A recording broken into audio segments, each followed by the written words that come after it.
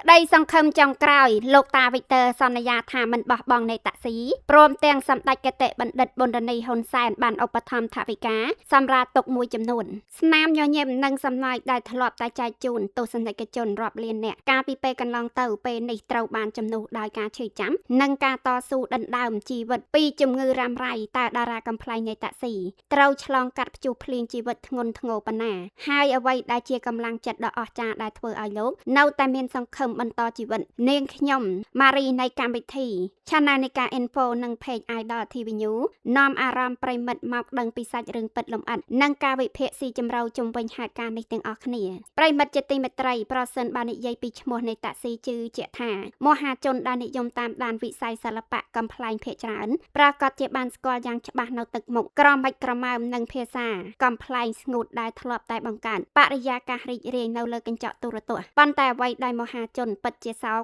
សៅ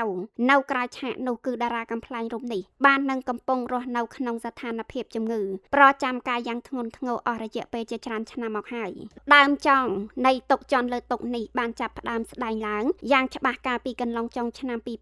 2024ជាពេលដែលអ្នកតាក់ស៊ីបានធ្វើឲ្យមហាជននិងអ្នកគាំទ្រមានការភ្ញាក់ផ្អើលនិងព្រួយបារម្ភយ៉ាងខ្លាំងបន្ទាប់ពី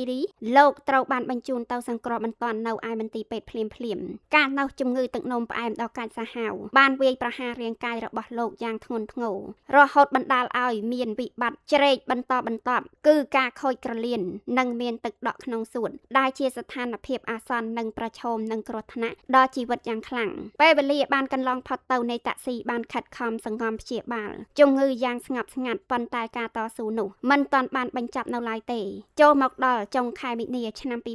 2026កន្លងទៅនេះអាការៈជំងឺរបស់លោកបានធ្វើទុកធ្ងន់ធ្ងរសារជាថ្មីម្ដងទៀតតារាកំ ប្លែងរូបនេះត្រូវចូលសម្រាកនៅមន្ទីរពេទ្យជាច្រើនថ្ងៃជាប់គ្នាហើយអ្វីដែលរន្ធត់ចិត្តជាងនេះទៅទៀតនោះគឺរូបលោកត្រូវទទួលការវះកាត់ម្រាមដៃនិងម្រាមជើងមួយចំនួនចេញជាបន្តបន្ទាប់ដោយសារតែផលវិបាកនៃការជ្រៀតជ្រែកពីជំងឺទឹកនោមផ្អែមក្រោយពីបានចាកចេញពីមន្ទីរពេទ្យនៃតាក់ស៊ីតែងតែបង្ហោះបច្ចុប្បន្នភាពនៃអាការៈជំងឺនិងជីវិតរស់នៅរបស់លោកនៅលើបណ្ដាញសង្គម Facebook ជាប្រចាំរហូតដល់ពេលថ្មីនេះលោកបានធ្វើឲ្យមហាជនរន្ធត់ចិត្តជាថ្មីបន្ទាប់ពីបានបង្ហោះសារប្រកាសសុំជំនួយពីចម្ងាយដោយសារតែជីវភាពនិងថវិការបស់លោកបានរីងស្ងួតអស់លទ្ធភាពក្នុងការបន្តទិញថ្នាំនិងព្យាបាលជំងឺដ៏កាចសាហាវនេះតទៅទៀតភ្លាមក្រោយពេលព័ត៌មាននៃការអំពាវនាវនេះត្រូវបានផ្សព្វផ្សាយរលកនៃទឹកចិត្តសប្បុរសធម៌បានហូរចូលជាបន្តបន្ទាប់សម្ដេចគតិបណ្ឌិតប៊ុនរនីហ៊ុនសែនប្រធានកាកបាទក្រហមកម្ពុជាបានចាត់មន្ត្រីតំណាងចុះទៅសួរសុខទុក្ខផ្ទាល់ដល់ផ្ទះនិងបានឧបត្ថម្ភថវិកាព្រមទាំងគ្រឿងឧបភោគបរិភោគដើម្បីសម្រាលទុក្ខបុកម្នេញរបស់លោកបន្ថែមពីនេះមហាជននិងសហការីអ្នកសិល្បៈជាច្រើនក៏បានរួមគ្នាបរិច្ចាគថវិកាតាមលទ្ធភាពម្នាក់ផងដែរក្នុងនោះដែរតួអង្គសំខាន់មួយរូបដែលមិនដែលចោលនៃតាក់ស៊ីគឺលោកតាវិទ័រ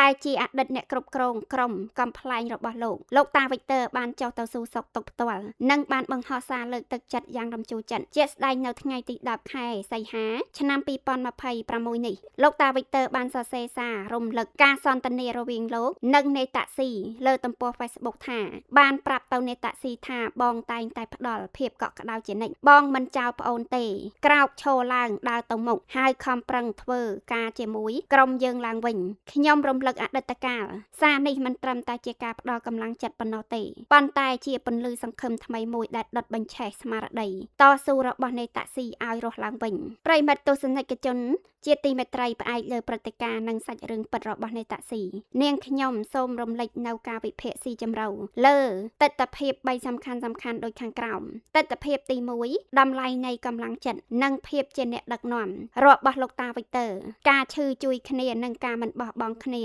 ក្នុងគ្រាលំបាកគឺជាមេរៀនជីវិតដ៏ខ្ពង់ខ្ពស់លោកតាវិទ័រមិនត្រឹមតែបំពេញតួនាទីជាអតីតអ្នកគ្រប់គ្រងនោះទេប៉ុន្តែលោកបានដើរតួជាបងប្រុសនិងជាបង្អែកផ្លូវចិត្តពាក្យសម្ដីដែលថាក្រោកឈរឡើងដើរទៅមុខហើយខំប្រឹងធ្វើការជាមួយក្រុមយើងឡើងវិញគឺជាការផ្ដល់តម្លៃដល់អ្នកជំងឺឲ្យមានអារម្មណ៍ថាខ្លួននៅតែមានប្រយោជន៍និងមានគោលដៅរស់បន្តដែលនេះជាថ្នាំព្យាបាលផ្លូវចិត្តដ៏មានប្រសិទ្ធភាពជាងថ្នាំពេទ្យទៅទៀត2ភាពប្រឈ ឈមនៃជីវិតអ្នកសិល្បៈនិងប្រព័ន្ធគាំពារសង្គមករណីនៃតាក់ស៊ីបានឆ្លុះបញ្ចាំងពីការពិតដ៏ជូរចត់នៃអ្នកសិល្បៈកម្ពុជាភាគច្រើនពេលមានឈ្មោះបោះសម្លេងអាចបង្កើតសំណើចជូនគេប៉ុន្តែពេលធ្លាក់ខ្លួនឈឺឬចាស់ជរាបែរជាជួបវិបត្តិហិរញ្ញវត្ថុយ៉ាងធ្ងន់ធ្ងរដោយសារតែការចំណាយលើការព្យាបាលជំងឺរ៉ាំរ៉ៃដូចជាទឹកនោមផ្អែមនិងខូចក្រលៀនមានទំហំធំធេងណាស់ហេតុការណ៍នេះបញ្ជាក់យ៉ាងច្បាស់ថាសិល្បករកម្ពុជាពិតជាត្រូវការនៅមូលនិធិសិល្បៈរឹងមាំ